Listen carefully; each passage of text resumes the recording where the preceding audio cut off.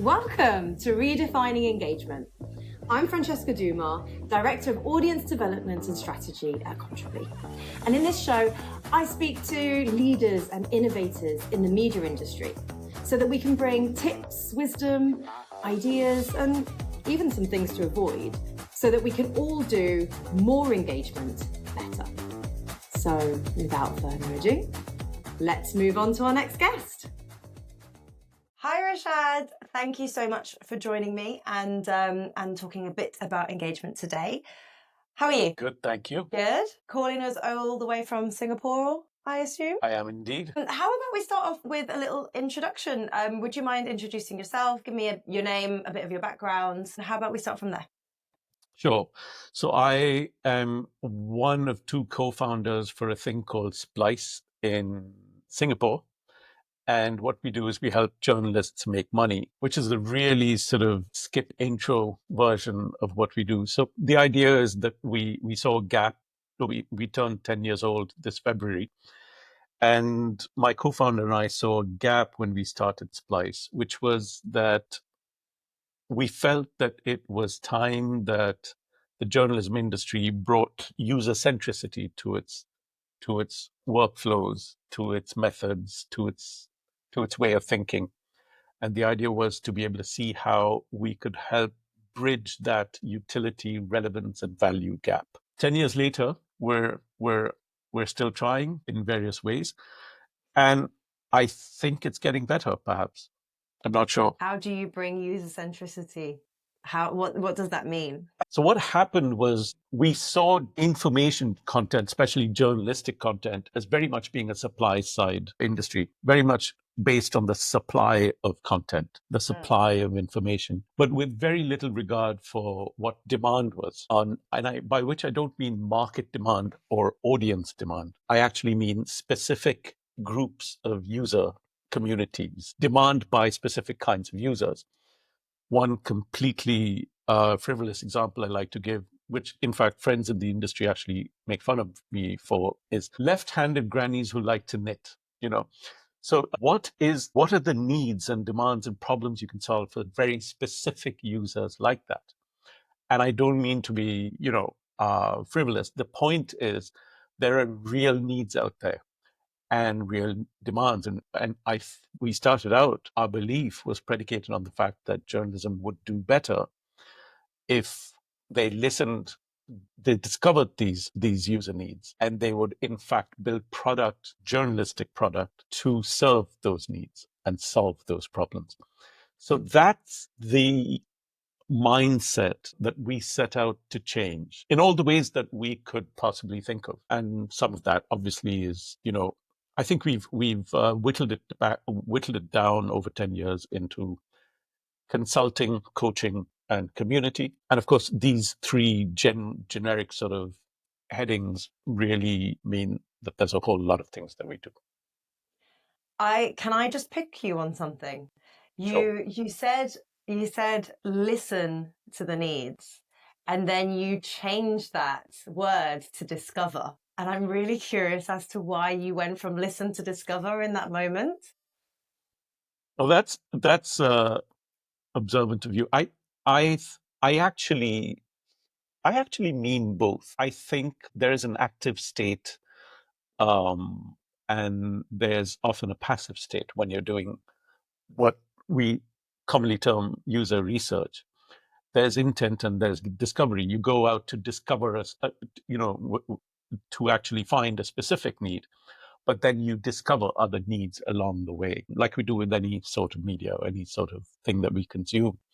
You go to Google with intent. You're looking for that one thing. You go to ChatGPT with that one, I need this question answered, but you discover other things along the way. And so I think that's deeply, profoundly important when we're listening for user needs. We're discovering them along the way. I love how I went straight into one detail of everything that you said, but it's so true. And I love the idea of left-wing grannies knitting, and what we might discover about that audience. It's so. I love that you turned left-handed grannies knitting into left-wing grannies knitting, I which don't was know. I don't. Left-handed specifically, yes. even more radical than I initially meant, but that's fine. That's fine too. And we talk a lot about our focus massively is around audience engagement, and I know we're going deep into one very specific piece of everything that we do, but what does audience engagement mean to you? Well, before I spoke to you last week, it meant, but we can add context to that later. But it meant something that I'm honestly slightly allergic to, which is that for me, audience engagement means very much the supply version of journalism that I'm actually, with Alan Soon, my co-founder, trying very hard to counter.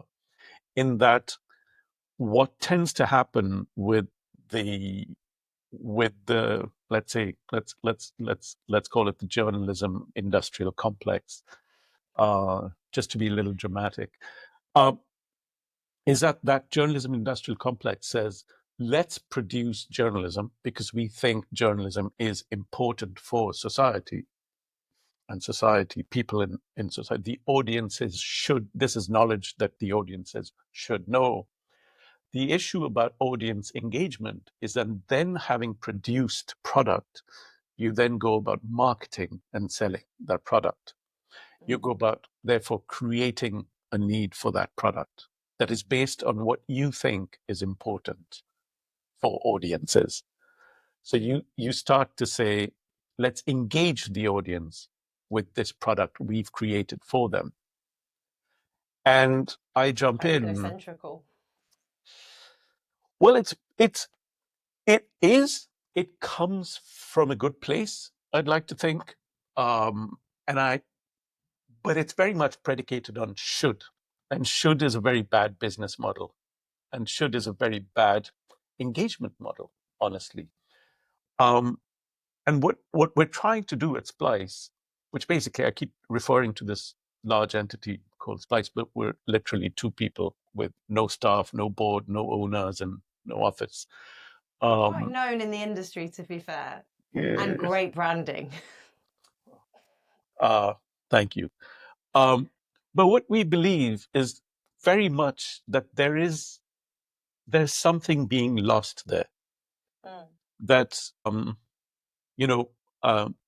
why create a need when you can meet a need, when you can meet every single kind of need that we could think of, if only we stopped to ask, or we stopped to listen, or we stopped to discover, that people have needs, and these are horrifyingly real needs that all of us have, including you and me. Where is downtime coming from? What do we do for mental health and to avoid burnout? What do we do to find love? What do we do to get a job? How do we make sure? And this is forgive me for using this over and over again, but I once heard a user need, and I'm a product and design guy originally, but one user need that I've heard, which is so horribly complex that you cannot assign the more popular user needs model to it. You cannot assign an audience engagement formula to it, and you cannot assign a journalistic beat to it. But one user need I've heard, which is rather heartbreaking in a lot of countries, is that for my girl child, she's unable to stay back after school for extracurricular activities like sport or pottery because it gets dark early in the winter or at this time of year. And my son can stay back, but my daughter can't because it gets dark. And when she comes back, the streets aren't lit in our neighborhood or village or town, and it's unsafe for my daughter to walk home. And so Is that an education story? Is that a housing story? Is that a civic engagement story? Is it civic rights story? Is it a gender story? Is that a what? How does it fit into our into our user needs model? I'm I'm more concerned with user needs that the journalism industry has the power to solve.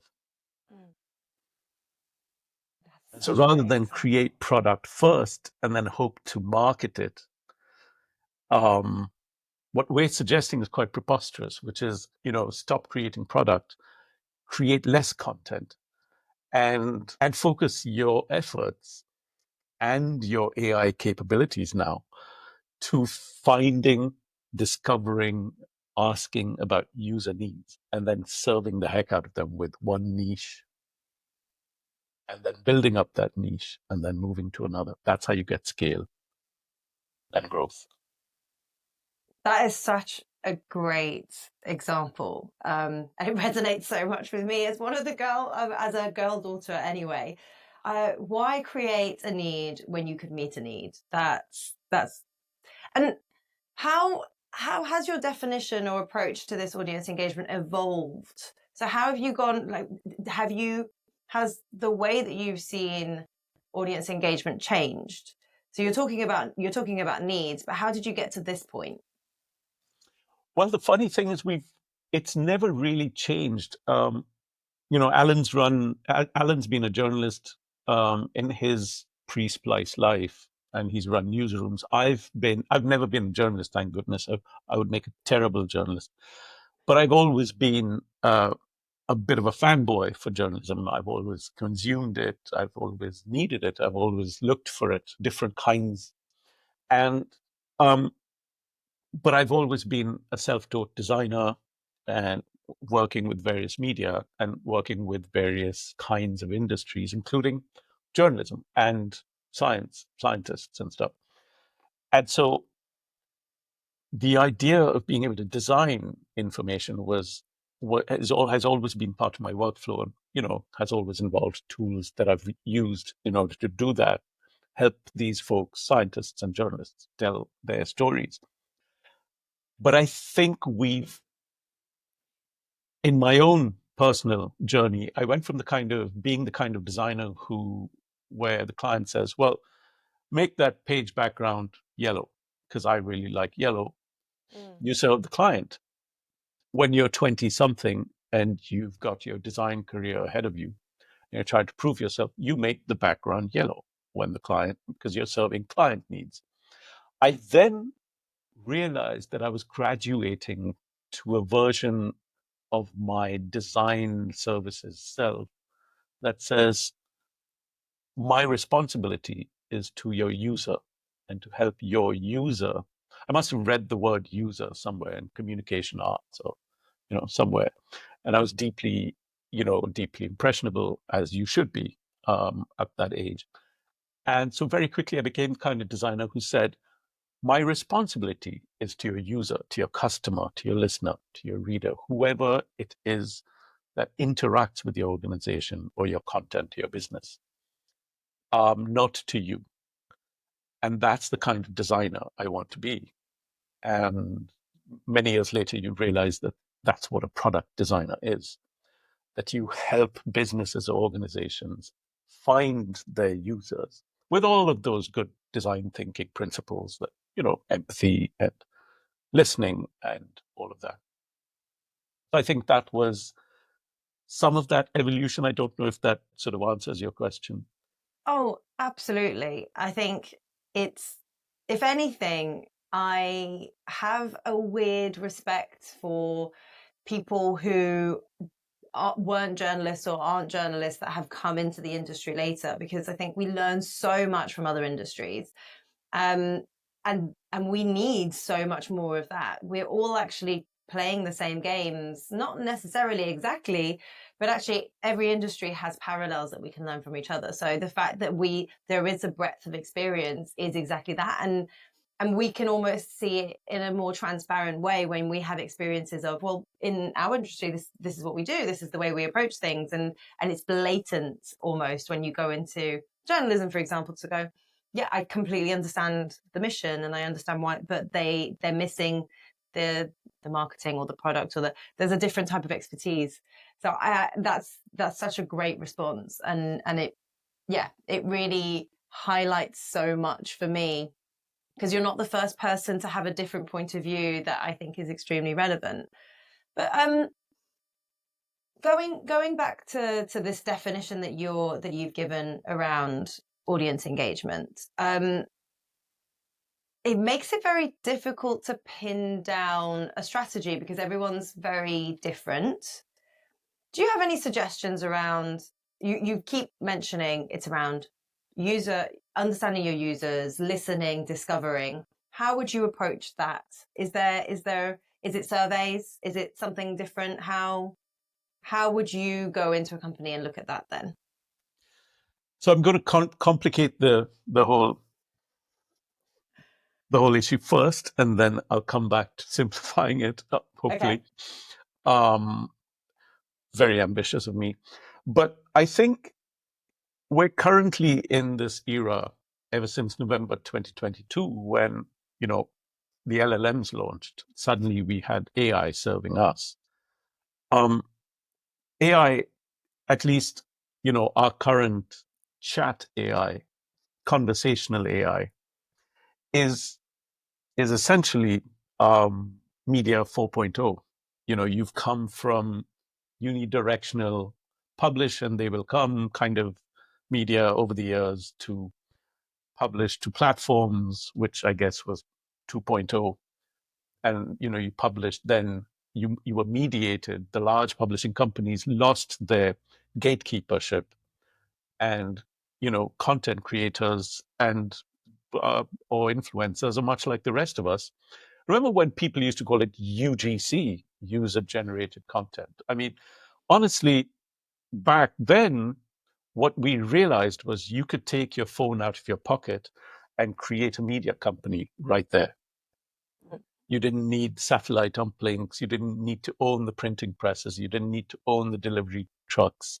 You didn't need to own distribution. You could hire anyone off YouTube. You could off the internet. You could learn what you like from YouTube. You could get most of your tools and workflows and distribution more or less for free. And that was very media 3.0. 4.0 means that ChatGPT, for example, or any LLM, I mean, in May 2025, we're talking about serving an audience of one, but at scale. And that's what the LLMs do. And I'm a believer in AI. I'm also a skeptic, and I'm not skeptical about the technology. I worry where this could take us. Perhaps I worry in the same way that people worried about telephones and television, and I don't know. But I do know that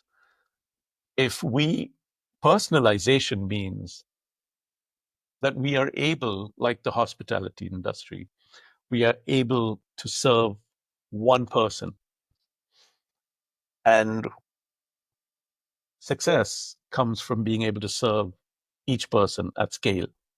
Mm-hmm. How do you build a media company like that? You build it in very non-traditional ways. You build it without, you leave a whole lot of assumptions behind. For example, you leave the article behind as the unit of engagement. Perhaps that's the first thing you do. You leave the article behind. Maybe that's not the first unit of engagement. Maybe you leave, maybe you stop taking all your stuff. I remember in our previous conversation, I liken media strategy or, the business strategy of any journalistic organization today, and I'm generalizing and I apologize, by taking all your time and talent and effort and investment into doing this big story. You take that big team, you take this armload of cash and talent and all of that and all of your resources, and you walk into the casino, go to the roulette wheel and say, we'll put this on number 17, please.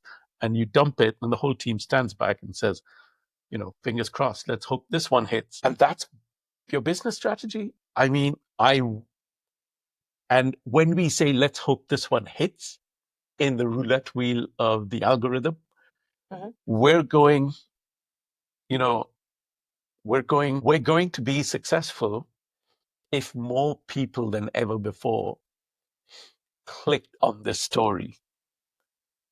And somehow Google Analytics is going to be the arbiter of that. So what does engagement mean? To come back to your question without rambling too much, is really, I think it is to realize that Google Analytics tells you who came to your shop.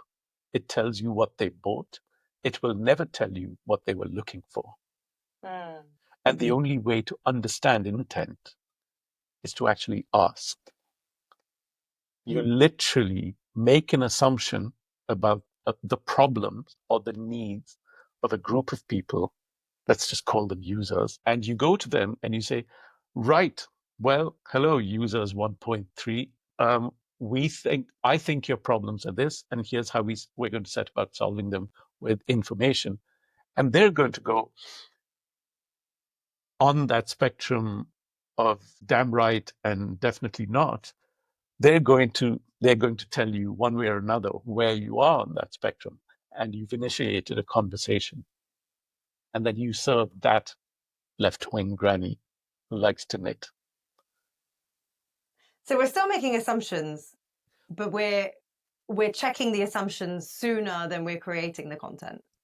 Absolutely right. So basically, everyone in our, I love that example. Everyone in our organization are in a casino, and we've got some pretty good Rainmans in there that are kind of counting, like our SEO experts and experts in certain things that go, oh, yeah, 17's a good bet, but we still don't know. We still don't know. And so how many examples always of saying, different industries.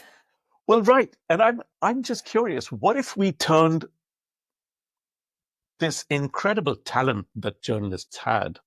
Journalism, after all, I see journalists, because I'm a user of journalism, and I've worked with, I see journalism as some of the best, like it's your own private research organization. It's incredible, right? These people can find and process and flavorize bits of information in so much speed with so much talent. It's this entire industry given over to that. Imagine if they were to work on demand rather than supply. Some things I've started saying when I speak to groups of journalists around the world is my biggest nightmare. What keeps me up at night is that you're doing the best journalism of your life, and it isn't getting to the people that need it the most. And so I'm saying, why gamble? Why gamble away all your grant money? Because let's face it, that's where the money's coming from. Why go into the roulette wheel? Why not just do little experiments that aren't based on supply, but are based on demand? You're not doing product market fit. You're doing market product fit. Let's go in and find, what can I make for you? Like a restaurant. What would you like to eat? Here's a list of things that we make quite well. They're divided up price-wise, time of day-wise, size of meal, based on flavor profiles that you have. It's not that difficult. Do we make that? No, we don't make pizzas. We're not very good at pizzas. If you want pizzas, go somewhere else. We don't serve that need. So serving the needs that you have, everything's on this little thing we call the menu. And it's all the prices there. And you're off to the races. So normally I would ask, how do we measure audience engagement? But in this case, there's no point in asking that question. So maybe the question is more, how do we measure these audience needs? How do we know if that need is one that we want to go down, like the route that we want to go down? That's a great question. I think it has to do with, I mean, the first thing I would say is subject, domain expertise, obviously. If, for example, somebody came to me and they said, we don't have potable drinking water in our village in Bangladesh, I would go, wow, okay, that is not my subject. That's not my domain expertise. Or is it? Maybe I know a way to figure out how to write information and communication to the right people so that they would help get this done. A lot of times journalists that I speak to or that we mentor and coach say, well, I'm a journalist. I don't get things done. I'm not a project manager. I'm not a contractor. I can't bring water to a village, but I can tell you I can talk about the problem and the corruption of the administration that has led to this problem. And I'm going, I wonder if we're past that. Mm-hmm. I wonder if, this isn't a constructive journalism, solutions journalism kind of thing.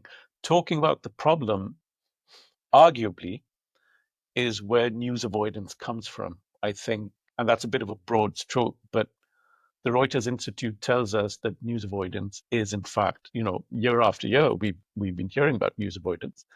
I just don't know that.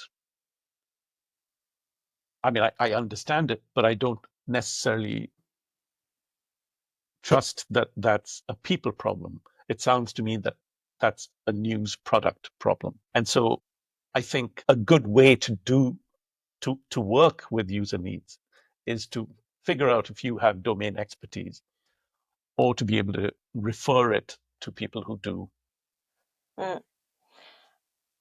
So there's a chance that our newsrooms, if we did go down this route at scale, our newsrooms might look extremely different. We might have journalists who do a certain job, but then because we're responding to a user need, we might have completely different expertise coming in who are trying to solve the problem. I guess defining the problem is the biggest job, because once you've defined it properly, then you can understand what the solutions are. That defining the problem is, you mentioned, here's the problem we think you have, and here is the potential solutions, and could you measure this? I'm just imagining. I guess my question is, who in an organization is doing that part of the thinking? How do you know you're going down the right route? It's radical change what you're suggesting. It is radical change. At Splice, we're used to being the slightly unpopular voice in the room. Radical change. I think that's what we need. And there's a mission to this. There's a theory of change here. The whole point is to serve people. I mean, journalism, I think, was always meant to be a service industry. It was always meant to serve people. If it was in fact the fourth estate, it is in fact like the three other pillars of democracy. It is meant to serve and to be in service of people. One of the things I say to people is that storytelling is all very well, but what about the story listeners? Let's focus on who's listening or who wants to listen. And that's the nub of it. You've got to find problems if you are in the business of solving social issues. You've got to find them. You've got to ask. You can't just make up your mind and wade off with 260 stories a week. Journalism and journalists have always been judged, their KPIs, their performance, their output, and their their entire careers have been measured by how many stories you do. And your impact of those stories is measured with, again, Google Analytics. How many people came to that headline? We have industries that have built schools, that have built tools to judge how well did your headline perform. We have SEO that asks, that we've spent millions of dollars on these newsrooms and these tools and these workflows and all of this technology that measures your efficacy and your productivity as a journalist. How good was that headline? How packed with keywords is your intro and your first paragraph and your copy? And that still says nothing about what specific groups of users are looking for. So that radical change, again, I use this example really often, and this is, very much a shout out to the Nepali journalist that asked me in a podcast a few years ago when I was in Kathmandu at a conference, and she sat me down in the podcast studio, and she says, "Well, this whole thing you're talking about, ask your users what they need. How are you expecting journalists to do this? It's a bit of as you said, it's a radical change." I said, "Yes, it certainly is." And she said, "Well, it's more than that, isn't it? It's a transfer of power." And I sort of sat back and I had nothing to say, believe it or not. And I said, "Okay, talk about that a little more." She said, "Our entire lives as journalists, we have enjoyed this status and this power in our society. And that power came from, don't worry, we're journalists. We tell you what your agenda is. We will tell you what you need to know. And now you guys at Splice are suggesting that overnight we're supposed to go back to the people and say, you know what? We've been wrong all these years, all these decades. We don't know what you need to know. You know who knows what you need to know? You do. So tell us what you need to know in order to make your lives better." She's like, "That's a transfer of power." And I was just speechless. And that's exactly what it is. There's a power piece. That is definitely one challenge. But there are more challenges to what you're saying. Maybe for some people that's like probably one of the biggest challenges. What are the other challenges in your experience? What do you think is stopping news brands from understanding better? Why are we not doing this already? I think it goes back to what you were talking about. Do we do surveys? Do we do sentiment, analysis? What kind of tech? I think it goes back to being able to literally, people come to us because they think Splice is innovative. We're not very innovative at all. We're really just two grumpy old guys in Singapore telling people, literally invite a set of users to your newsroom or go and meet them and say, I'll take you out for coffee every week if we can just have a chat. I think it involves being able to do a lot of experiments, fail really often, fail really quickly, because failing quickly means you fail cheaply.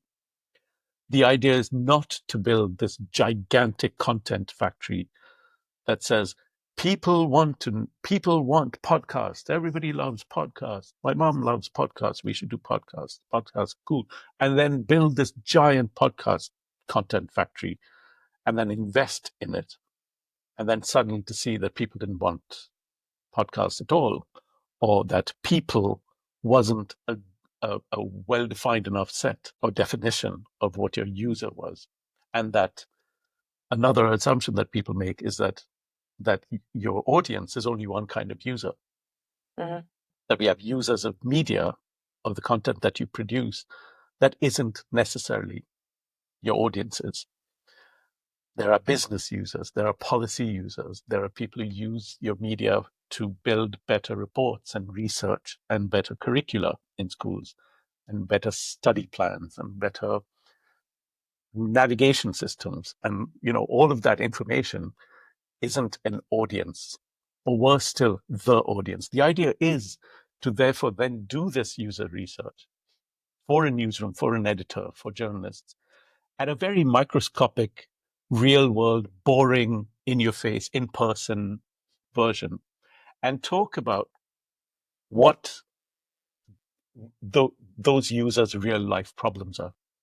To not talk about media, to not talk about journalism, because those are very predetermined, preset limitations. We think of podcasts and articles, and in our user surveys, we talk about podcasts and articles because for a person with a hammer, everything's a nail.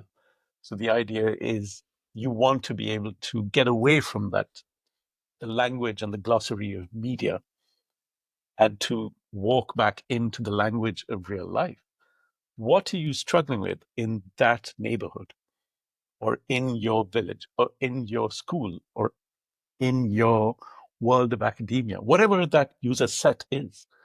So what do you struggle with? What is the biggest thing you wish you didn't have? What's the one thing you wish you did have? Oh, so much there. You've talked And about... then build product around that. Sorry. Yeah, no, I guess it's flipping my mind a bit because on one side, I obviously completely agree, but on the other side, it's also the definition of journalism. You said, let's not talk about journalism. And yet, either way, I don't think everybody really understands what journalism is or stands for. As an ex-teacher, and I know I bring it up all the time, but I don't think my students really understood what it was. And yet you're also approaching it by saying, well, it shouldn't be what it was. It should be something different. It is a service. It's not necessarily content. And then all of these challenges, like who holds the power, understanding the user, and the user isn't the user, it's many users. And then there's the tech. How do we approach them? Where would you start? If you were a newsroom, like taking on everything that you're saying and saying, okay, well, we're going to do this radical, not so radical, but kind of completely radical in terms of compared to the way that they do things now. Where would you start in this analysis to see? Is it just, okay, go out? How do you decide which is the user base? Is there a process that you go through when you're talking about this kind of thing? I think there's a two-pronged process. Okay. It's either or. And this is how I see it. If you're a newsroom starting today, or if you're an information creator or a startup beginning today, or if you jumped out of a newsroom and you're mid-career journalist and you've said, I'm going to start my own Substack, that's what I'm going to do, and I'm going to bring news to the people. What we're going to do, or like Alan and I have a lot of people come to us and saying, I'm going to start my own Substack. I'm going to do my own YouTube. I'm going to spend my $100,000, of grant money, which is a rarity these days, on hiring, getting an office, buying a bunch of computers, hiring a bunch of journalists, and doing untold stories, journalism that matters. How many times have we heard that line? News that matters, journalism that matters.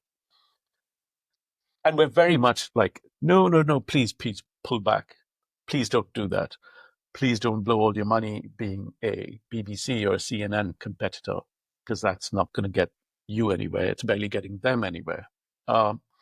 So what I would say, and what I tend to prescribe very often, is, again, rather boringly, to be able to listen. And that two-pronged approach is, you can either say, here's a thing that I know how to do really well.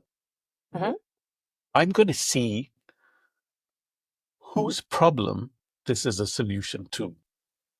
Whose need does this thing meet? Or the other option is, I'm going to find a group of users, and something tells me, because I live in the world, I live in my community, I live in my neighborhood, something tells me that is helping single parents figure out what to do with their kids during the holidays in a way that's affordable and that allows them enough time for work, which is quite complex. I'm not a parent, but I imagine that this is a complex problem that a lot of people can relate to.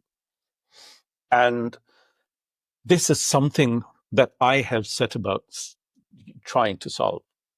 So either I have a product that I will then find whose who needs it? Not an audience, somebody whose problem this solves.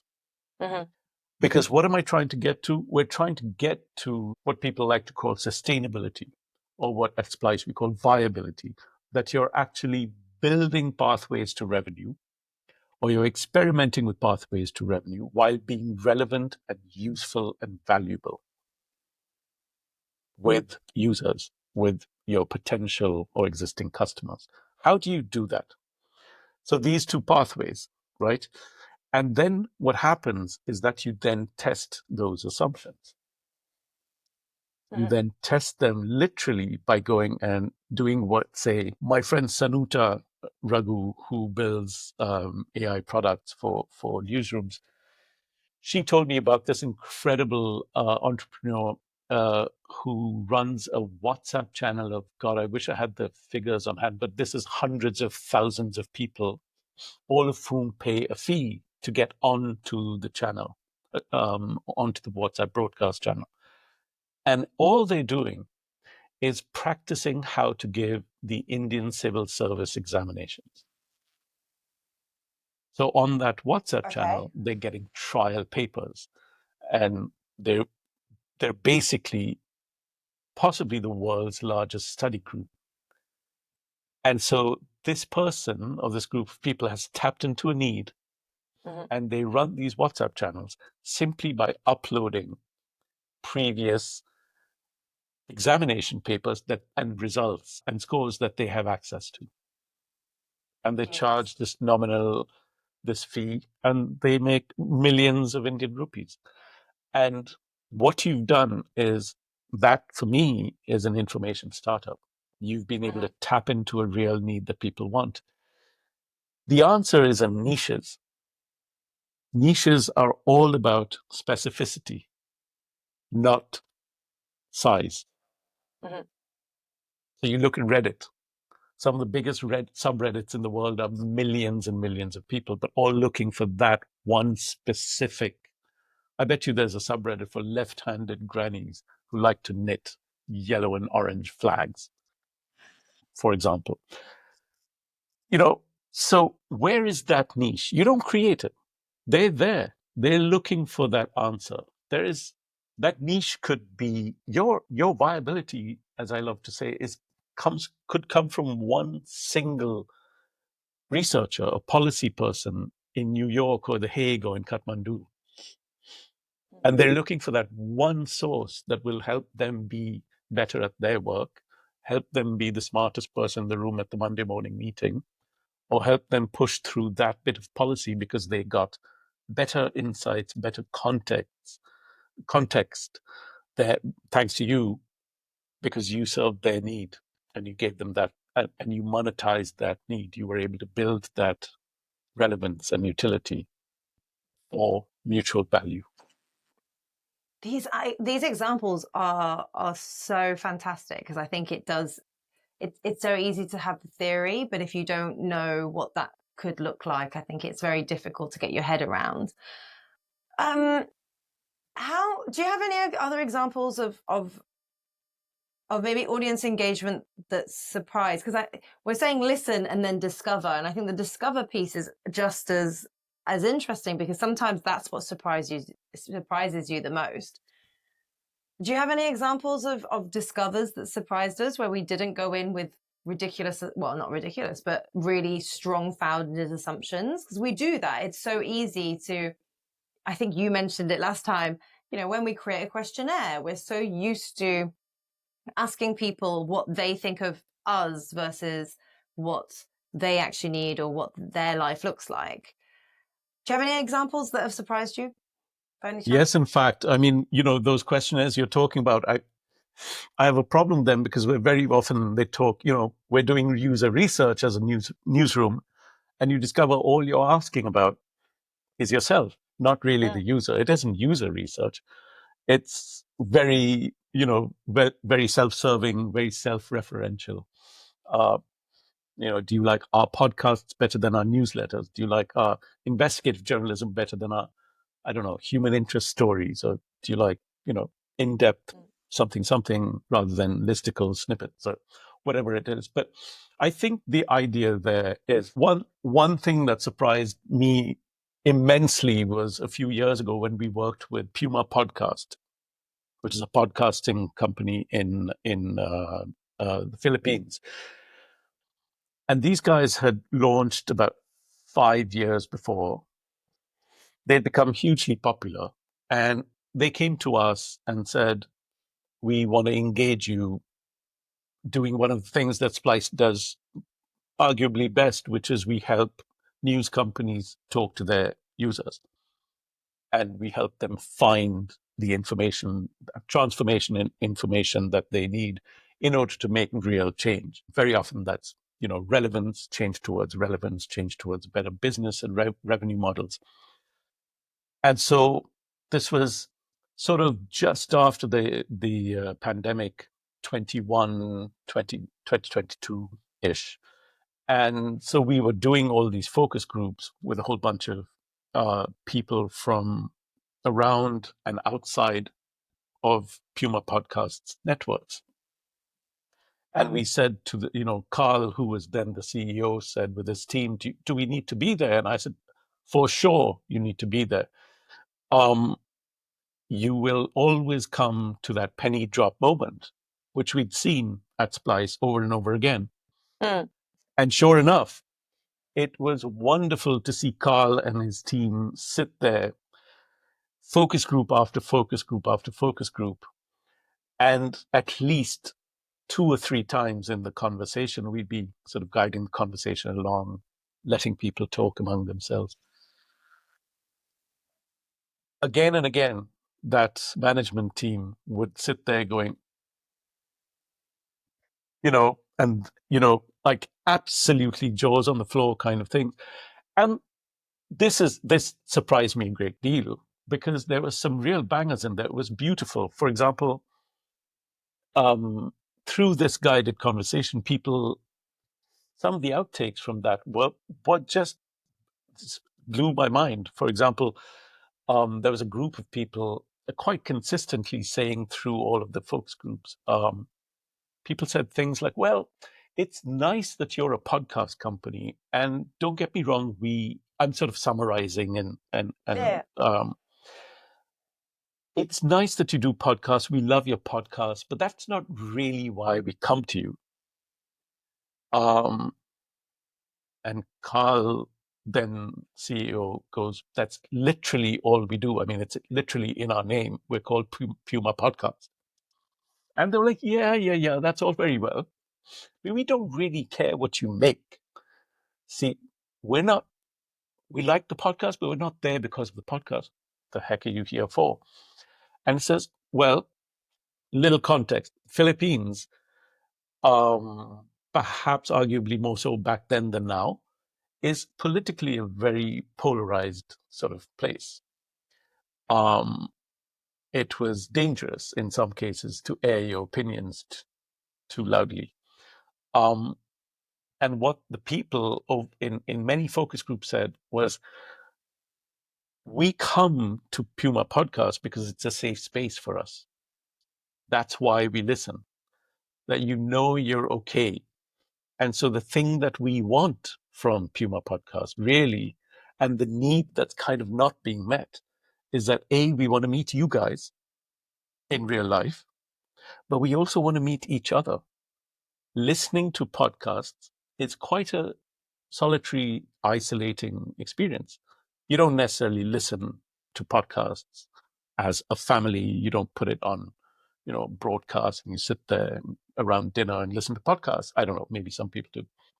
You don't listen with your friends. There's no such thing as group listening. It's a solitary activity.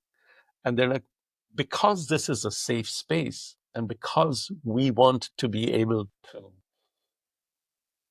to express ourselves with these people among whom we feel so safe. We want to meet each other. We want to hang out. And so they made that happen. Another thing that happened was, wow. Yeah, it was beautiful. Just wow. No, it was beautiful. I'm getting goosebumps just talking about it because it was so beautiful to see, Another person, or more than one people, they said, make it easy for us to give you money. I think I'm quoting verbatim. Mm-hmm. Make it easier for us to give you money. And Carl's going, somebody else from the team is going, wait, what? That's not how we make money. How do you, why would you want to give us money? I said, well, how else do I show my appreciation? Like, what is it? Do you not need money? Do you want a like button? I mean, who cares about a button? Who cares about a thumbs up? Who cares? How do we give you money? And he's like, wait a minute, your users are asking you, how can You we never knew. make it simpler to give you money? Then somebody else said, what's a thing? Yeah, and then, the conversation, another surprising thing emerged as the conversations continued, which was, there was this one woman who said, and a number of people echoed her, she said, I'd like to come and hang out with the Puma podcast hosts. I want to come to the studio, and over a week, I want to learn how to build my own podcast. And I want to pay you for it. Mm-hmm. So I want to work there kind of like an intern, or kind of like kind of help out in the studio. And Carl's like, do you understand how jobs work? Mm-hmm. We're supposed to pay you. She said, no, that's no. I want to pay you Teach me. to hang out in the studio and help out with production so I can learn. And like the entire team's kind of looking at each other like that.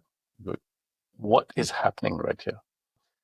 And so you see the transformational value of and I loved how the Puma podcast put this to us. They said, for 5 years, we've been building products for people to listen to. Now, for once, we want to listen to our listeners. And this is why it started. So all credit to them. And it was beautiful. I, I learned a lot about the value of really asking, but it's also dangerous. It is radical because it can change if you take those away and you implement those things, it can change your company.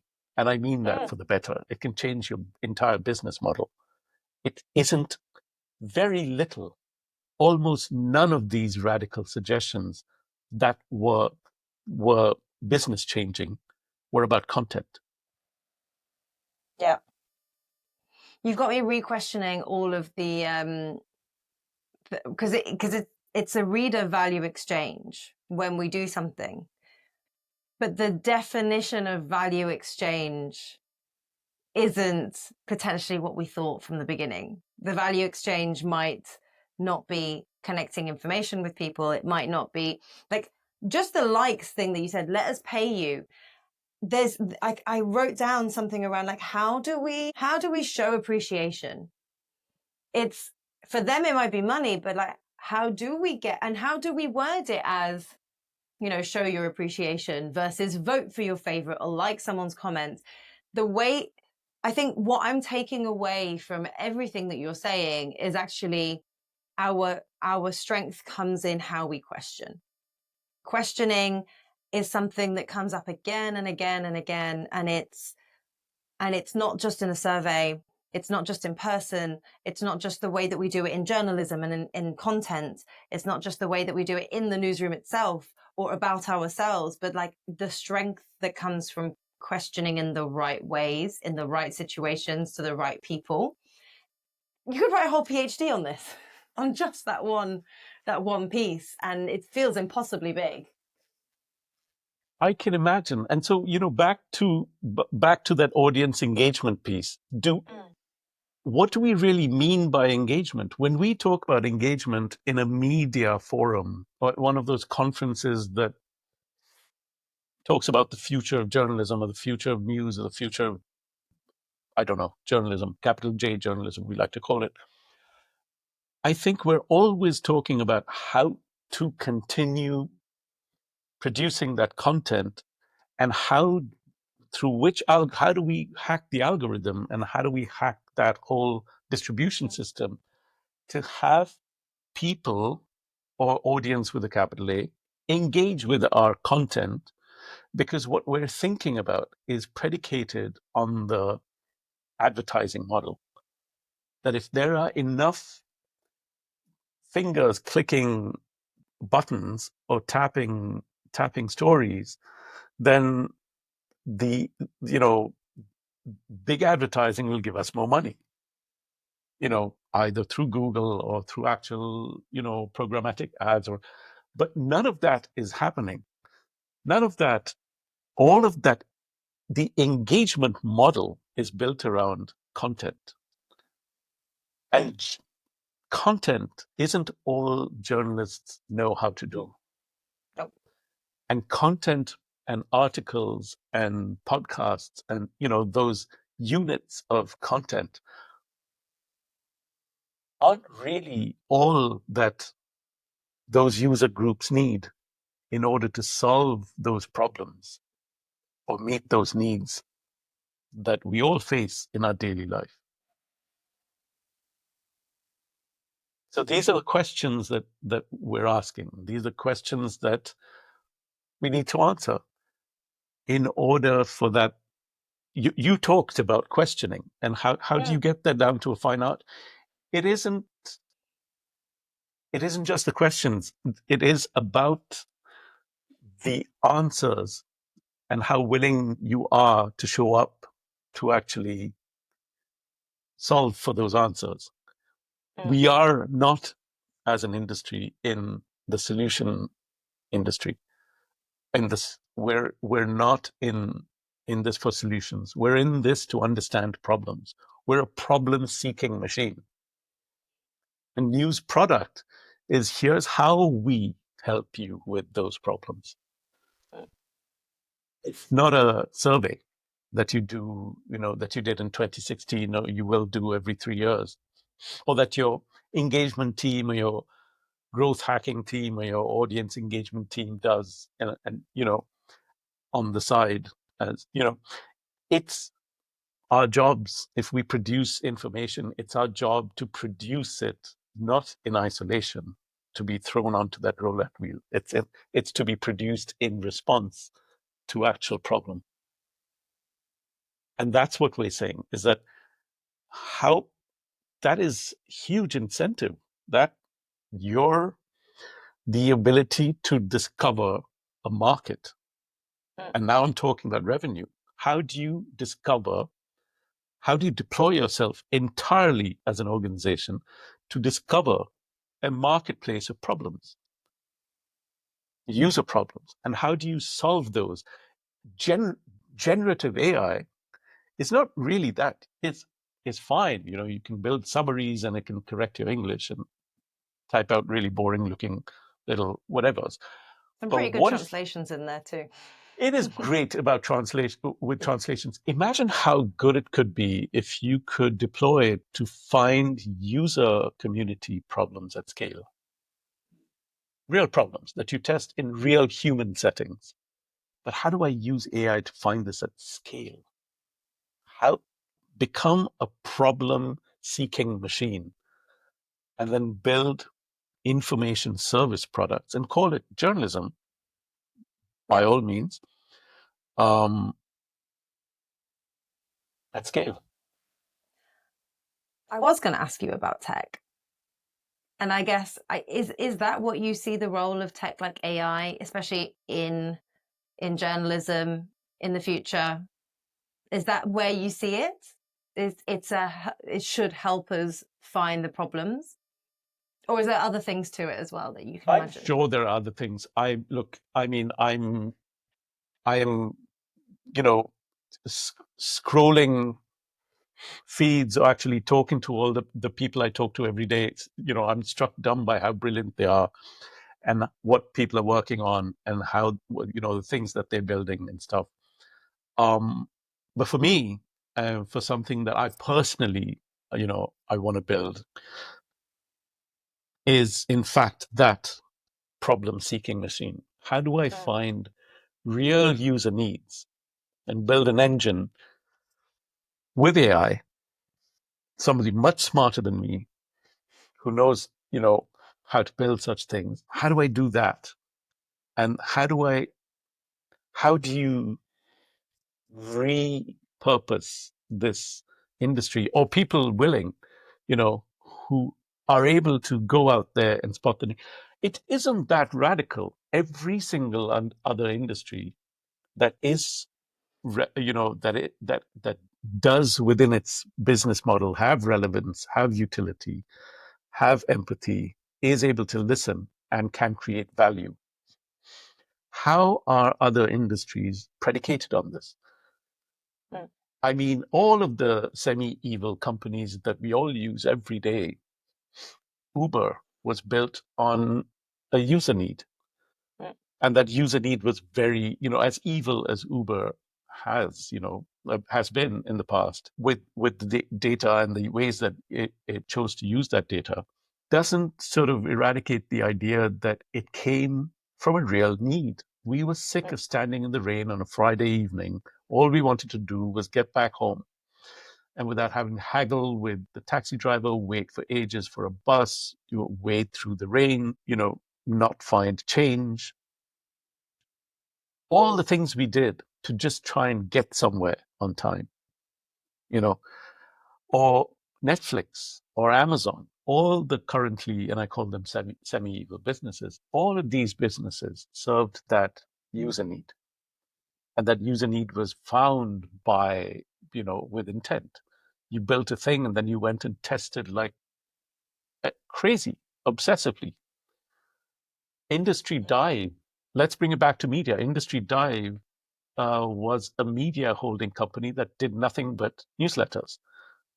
And they went alphabetically. I think they sold for, they went alphabetically from, what is it, Automation Dive. You worked in the automation industry, or you worked in the, whatever industry. And they went all the way down to Waste Management Dive. You worked in waste management. You worked in hotels. You worked in food.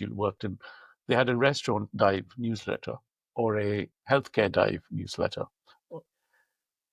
You signed up to these newsletters because that's the industry you worked in, and you wanted a deep dive in there, because in order to be good at your work, you needed information that helped you.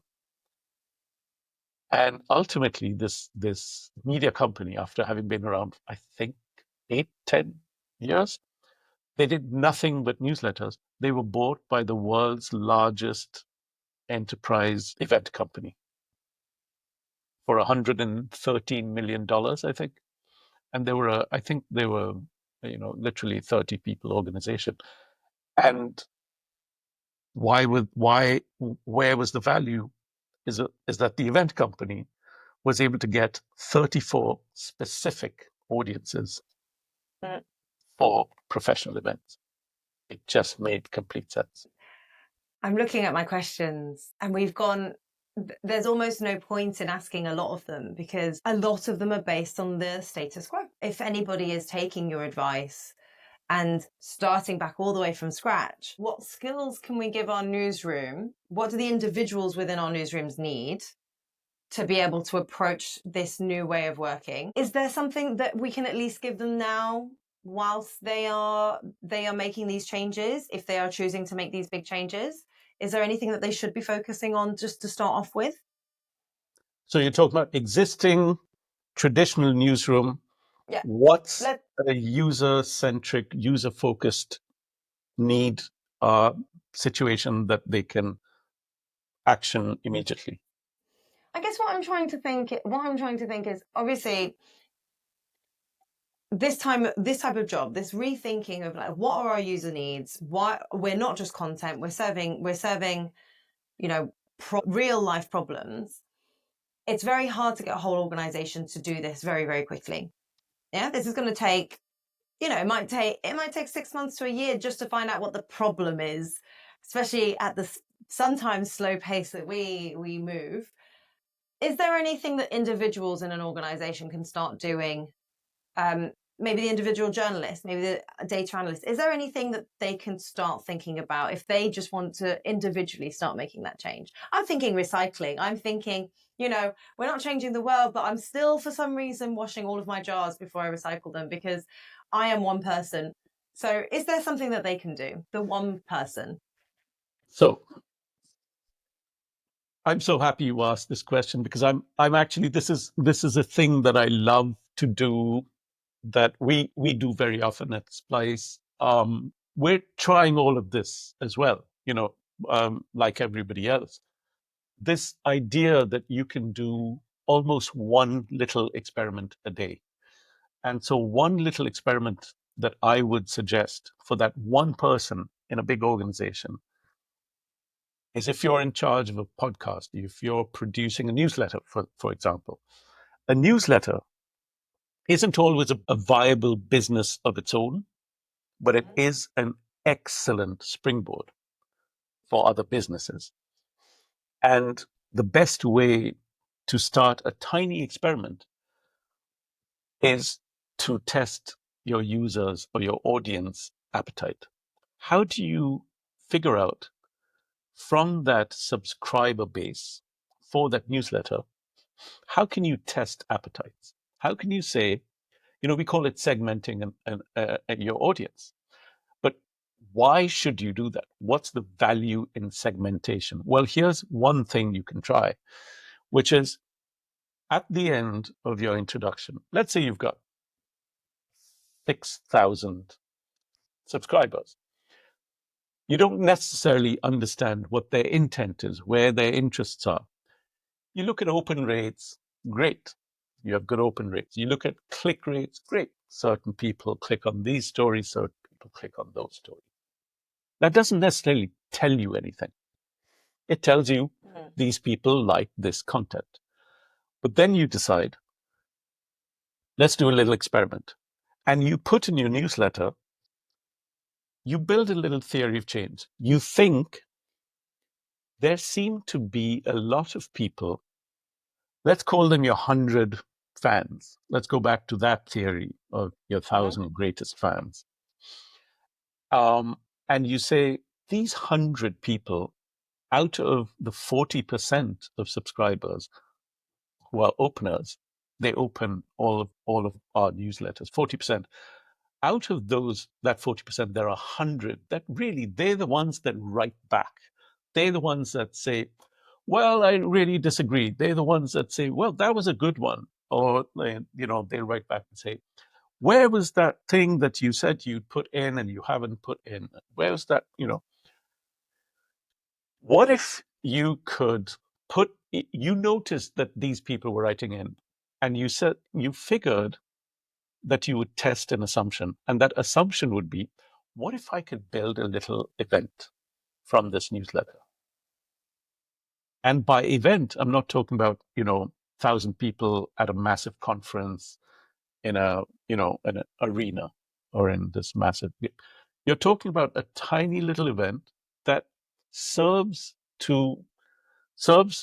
a section of this audience. The whole point is not to create the product before you ask the question, before you test the need. So how do you test the need? You test it by saying, we're building a little event. We're thinking of this little event series, little speaker series, a little community coffee, or a little, to discuss the tariffs that are affecting all of you folks on the main street of our little town in wherever we are, or wherever we're based. If you're in this business, or if you happen to be a teacher, whatever and we're thinking of a little forum. It's called Coffee and Sandwiches with Francesca. And we're saying, obviously, like the package says, there's going to be coffee and sandwiches, and we're going to cover that. We'd like to make a little more money on the side because we are a business. So would you be up for $10 a head? We're going to close this thing at 50 people to begin with. We're building this thing. Put your email address in here if you're interested. And all you're really doing is, in your newsletter, you're putting that one sentence in. And you're saying, We're building coffee and sandwich forum to discuss the tariffs. You interested? Put your email in here, and we'll let you know as soon as we've built this. And what have you done? You haven't gone and created this gigantic event series and put $25,000 in there. You haven't gone to that algorithm roulette wheel. You can tell I like my analogies, and dumped all your bucks and your talent and your time and your effort on number 17. What you've done is you've made one tiny little question. You've asked a question. You've tested an appetite because you're testing an assumption. You're saying, I think these people want more than just a newsletter. They're not necessarily saying that, but they seem to be talking about the tariffs. They seem to be talking about this issue. Let's give them a space to talk. So what if you did that? What if you built a landing page? Super simple. Organization.com/coffee and sandwiches. And there was nothing on that landing page except exactly what you've said in the newsletter. Exact. And it said, pop your email address in here. We'll get back to you as soon as we get started. Or buy your ticket here.